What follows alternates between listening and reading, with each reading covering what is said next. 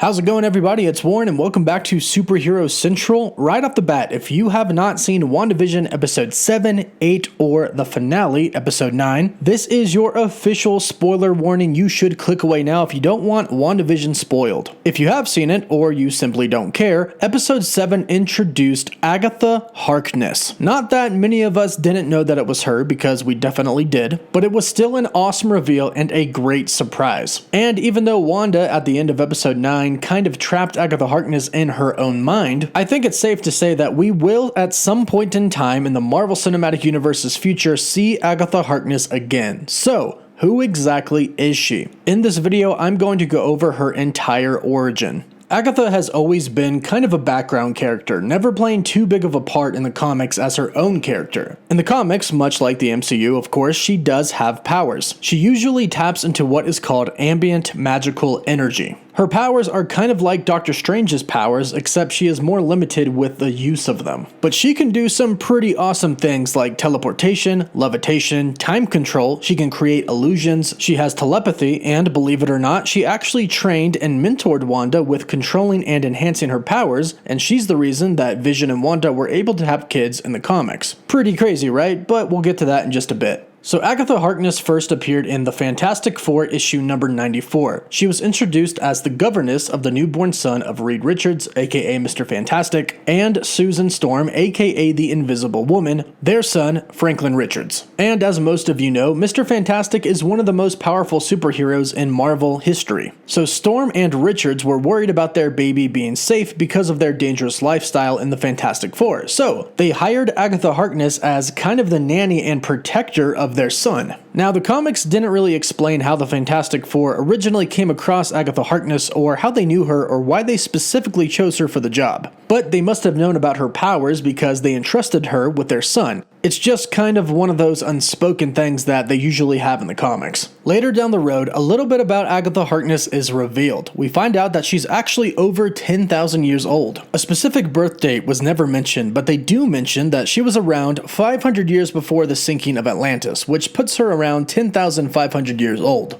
Now, she was once in a place called New Salem. This place was a safe haven for warlocks and witches, after and during the Salem witch trials. This place is a bit like Wakanda in the fact that it's hidden, and you have to have magical powers to get there. However, Agatha doesn't end up staying there. She ends up leaving to the mortal world for a while. And we find out that she actually had a son named Nicholas Scratch. Now, Nicholas Scratch was kind of the head of New Salem and tricks and convinces the people there that Agatha had committed treason by leaving New Salem and associating with the Fantastic Four, who were non-magic wielders. And so what happens is, Agatha and the Fantastic Four end up getting taken and captured by the Salem 7, but eventually the Fantastic Four were able to free themselves and then free Agatha. And so, down the road in 1985, Marvel Comics ends up rolling Agatha over to the Vision and Scarlet Witch story. By this time, the Avengers comics have become more popular, and as I mentioned earlier, Agatha was introduced as Wanda's mentor and tutor. Agatha really helped her intensify her powers. So during this time, the Salem 7, the group that originally kidnapped her in the Fantastic Four run, end up coming back and they recapture Agatha.